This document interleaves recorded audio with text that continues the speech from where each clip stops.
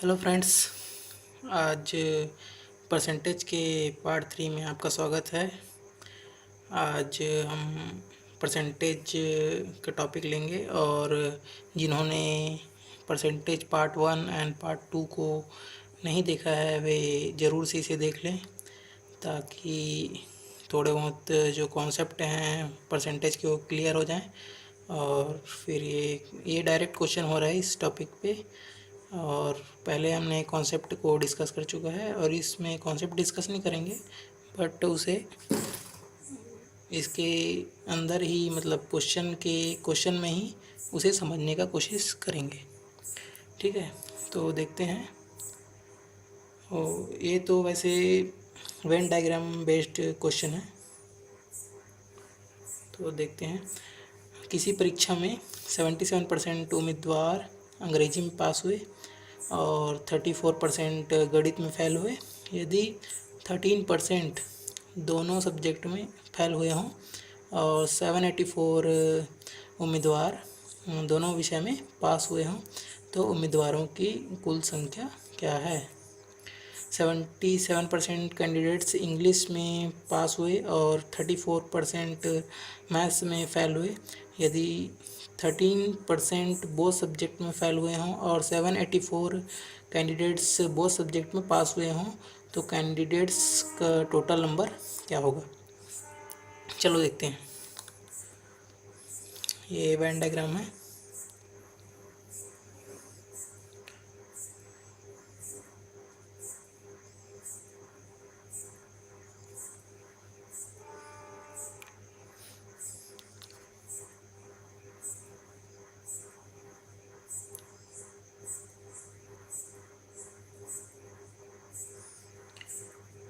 ये English subject का है, ये मैथ्स का है।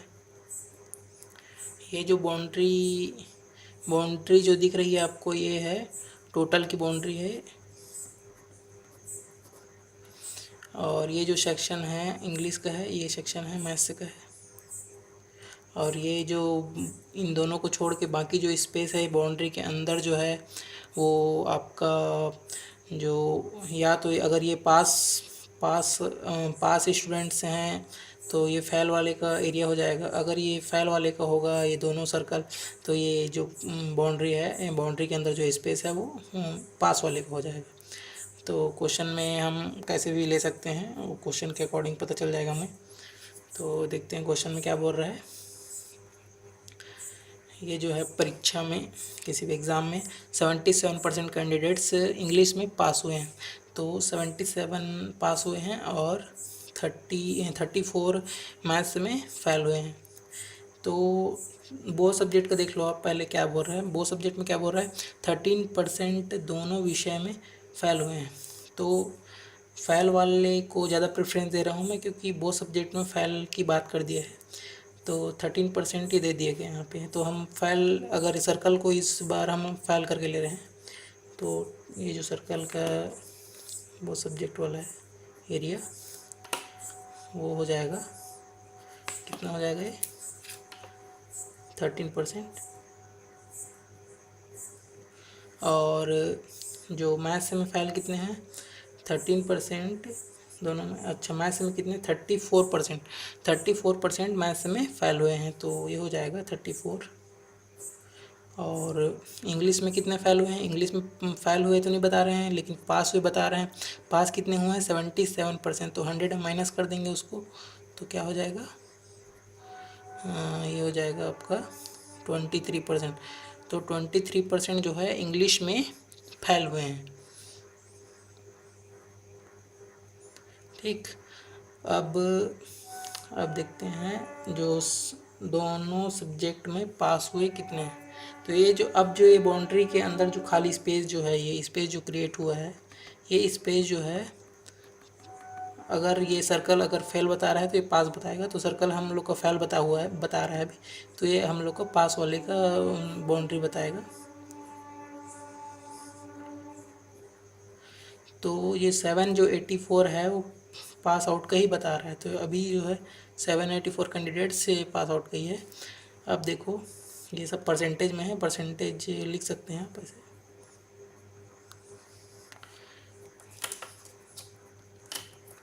अब देखो, इंग्लिश में जो है 23% टोटल फेल हुए हैं, लेकिन 13% तो दोनों में हुए हैं।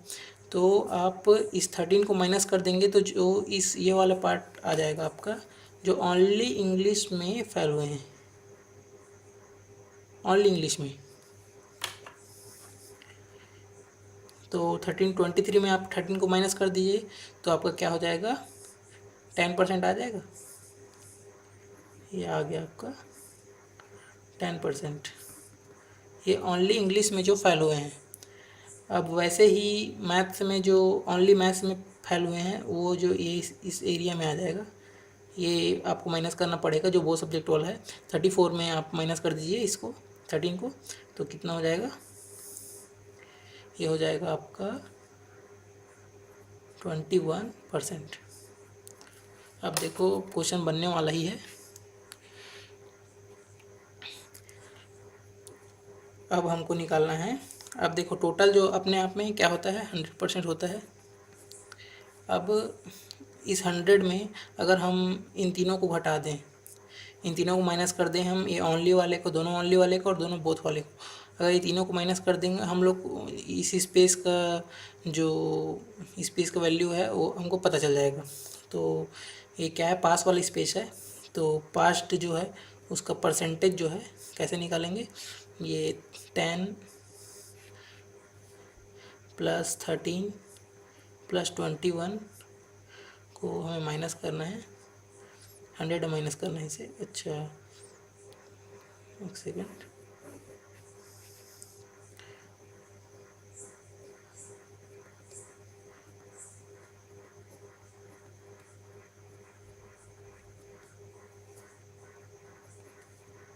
तो क्या हो जाएगा, ये 100 में कितना माइनस हो जाएगा, 13 और ये हो जाएगा 44, तो कितना हो जाएगा आपका, ये हो जाएगा 56। तो 56% जो है पास्ड है, लेकिन क्वेश्चन में दिया गया है 784 स्टूडेंट्स पास्ड हुए हैं। तो कंपैरिजन कर लीजिए, उसके बाद 100% पता चल जाएगा। 56% हुए हैं 784 स्टूडेंट। अगर 1% में कितना हो जाएगा स्टूडेंट्स अपॉन 56, और 100% में कितना हो जाएगा 56 × 100। तो ये आ जाएगा आपका आंसर। इसको कैलकुलेट कर लीजिए, 56 के कटा लेंगे हम, कितना हो जाएगा,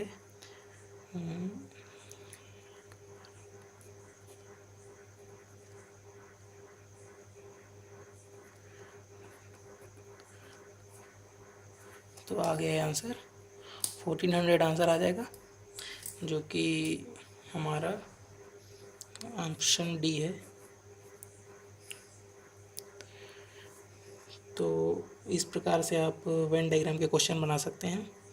अब इसी में दूसरा क्वेश्चन ले लेते हैं, इसी पार्ट में।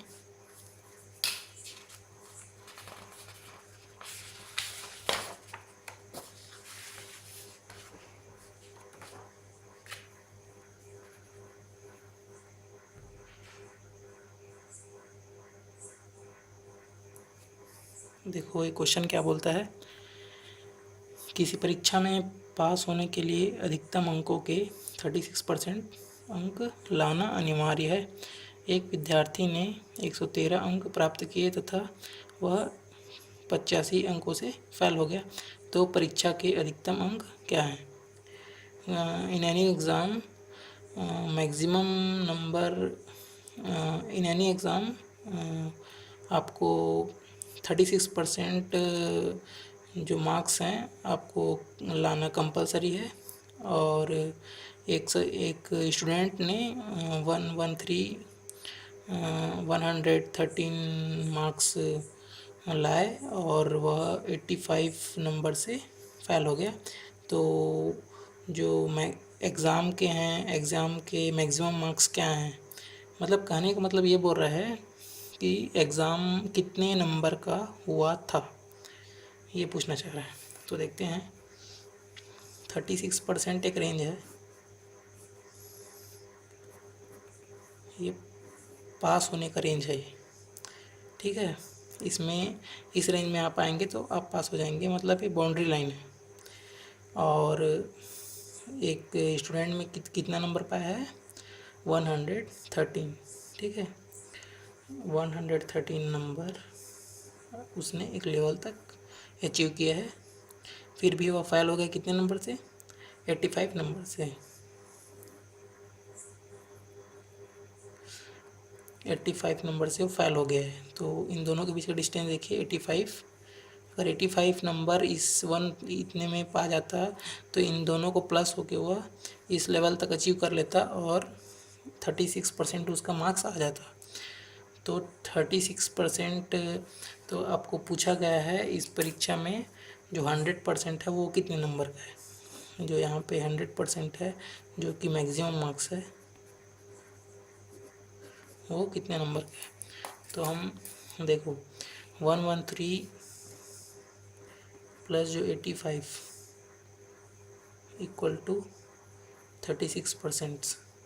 तो 1% का क्या हो जाएगा, इसको दोनों को ऐड कर लीजिए, कितना हो जाएगा, ये हो जाएगा आपका 198, ठीक है। 198 इक्वल टू 36%। तो 1% का क्या हो जाएगा, 198 अपॉन 36, और 100% का कितना हो जाएगा, 198 अपॉन 36 इंटू 100। तो आप 36 से डिवाइड कर लीजिए, इसको कितना हो जाएगा, ये 6 से डिवाइड कर लीजिए, पहले 6 से, फिर 3 से कर लीजिए, फिर 2 से। तो आपका आंसर जो हो जा रहा है 550, और यही आंसर है, ऑप्शन बी आपका आंसर है। तो ऐसे ही ईजीएस्ट में वे में हम ऐसे क्वेश्चन को सॉल्व कर सकते हैं। और आगे भी हम इम्पोर्टेंट क्वेश्चन लाएंगे। बहुत ही इम्पोर्टेंट क्वेश्चन है, एसएससी बैंक के लिए बहुत ही इम्पोर्टेंट क्वेश्चन है। ये लगभग हर एग्ज़ाम में आते हैं। तो आप ऐसे क्वेश्चन को प्रैक्टिस करते रहिए और इसी मेथड से बनाइए, ताकि आपको कोई फार्मूला रटना ना पड़े और आप जल्दी से जल्दी कोई भी इस क्वेश्चन को, ऐसे क्वेश्चन को आप सॉल्व कर सकें। तो हम आगे भी पार्ट लाएंगे जिसमें बहुत ही इम्पोर्टेंट क्वेश्चन ही हम बनाएंगे। इम्पोर्टेंट क्वेश्चन पे ही हम वीडियो बनाएंगे, ऐसे आलतू फालतू क्वेश्चन पे हम वीडियो नहीं बनाएंगे। तो आप हमारा चैनल देखते रहिए और आप मोर अपडेट्स रहने के लिए सब्सक्राइब कीजिए और लाइक कीजिए। तो आज के लिए इतना ही, धन्यवाद।